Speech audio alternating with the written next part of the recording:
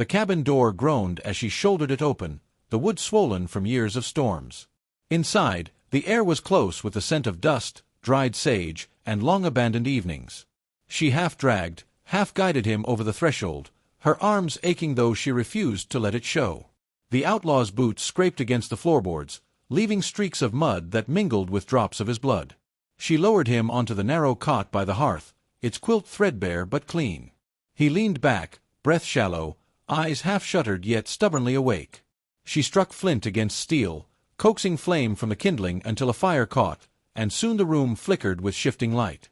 Smoke curled upward, softening the hard lines of his face, revealing not just exhaustion but the raw humanity beneath the bruises. "You're heavier than you look," she muttered, half to herself, half to him. Her tone carried irritation, but beneath it lingered something closer to worry. His lips twitched, the ghost of humor surfacing despite his wounds. "That's what happens when a man's full of lead." His voice was rough, scraped raw by dust and silence, but alive. She knelt beside him, dipping a cloth in water drawn from the barrel near the wall. The cloth pressed against his temple, pulling a hiss from him, yet he did not flinch away. She worked in silence for a time, the rhythm of her touch steady, deliberate. He watched her through half-lidded eyes, gaze sharp despite his weakness, as though weighing her motives. Her hands trembled only once, when she reached for the knife at his belt to cut away the blood-soaked shirt. He caught the hesitation, his voice low, almost amused. "I don't bite." "Not unless cornered, I imagine," she replied, sliding the blade through torn fabric. Her movements grew more confident, precise. She stitched where she could, bound what she must, each knot tied with the care of someone long practiced in survival. The fire spread warmth across the small space, carrying with it the smell of pine and damp earth. Outside, the storm battered the shutters, rain drumming in relentless rhythm, yet inside the world seemed paused, suspended between danger past and danger yet to come. He broke the quiet first. "You could have let them finish me. Would have been easier." She didn't look up from her work. Easier doesn't always mean right. His eyes narrowed, studying her. "And what do you know of right?" The question cut deeper than he intended. She paused, needle poised above his skin, her breath caught. For a moment the fire crackled louder than her silence. Then, with deliberate calm, she answered, "Enough to know a man's not just the name others brand him with." Something flickered in his expression. Surprise, suspicion, maybe the faintest trace of respect. He settled back against the cot, closing his eyes as though conceding to her stubbornness. She finished binding the last wound and sat back on her heels, wiping her hands against her skirts. The exhaustion of the day pressed in, yet she refused to let it bend her.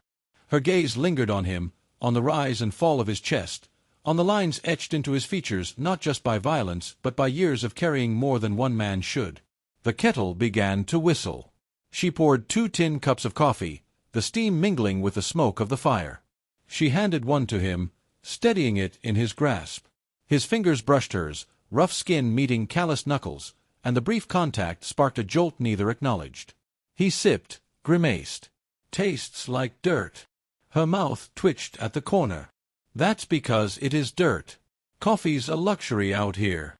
A silence settled between them again, this one softer, almost companionable. He stared into the fire, its glow painting shadows across his face. She watched him quietly, her mind restless with questions she dared not voice. Who was he, truly? A killer, a thief, or something more complicated? When the wind outside howled, rattling the shutters, he spoke again, his voice low. "They'll come for me. Men like that don't forgive." Her grip tightened around the tin cup. "Then let them try." The conviction in her tone startled even her. She had no reason to defend him, no claim to his fate. And yet, the thought of handing him back to their cruelty felt unbearable. He opened his eyes, meeting hers fully for the first time since she'd dragged him from the noose. What he saw there made him pause, a resolve carved not from naivety but from scars invisible yet undeniable. For a heartbeat, the storm outside seemed to ease, the world narrowing to the fragile stillness inside the cabin.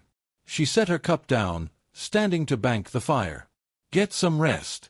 Tomorrow, we'll see what kind of man you really are." His lips curved faintly, not quite a smile, more a recognition. "You're a strange one." She turned her back, hiding the heat that rose to her cheeks. "So they tell me." The firelight dimmed as the logs collapsed into embers, shadows lengthening across the walls. She lay down on a blanket near the hearth, her body weary but her mind restless. Every crack of thunder reminded her that the world outside still waited, still judged, still threatened. Yet within these four walls, against all reason, she felt the faint stirrings of trust. On the cot, the outlaw's breathing slowed, edged by sleep, though his hand still rested near the knife she had not taken from him. A man wounded, hunted, mistrusted, but not broken. She closed her eyes, the warmth of the fire against her skin, the scent of smoke thick in her lungs. Tomorrow would bring questions, dangers, choices. Tonight, all that mattered was that they had survived, together, against the odds. The storm raged on, but in the cabin's quiet, two lives had begun to braid, fragile yet undeniable, bound by a single act of defiance that neither of them could yet explain.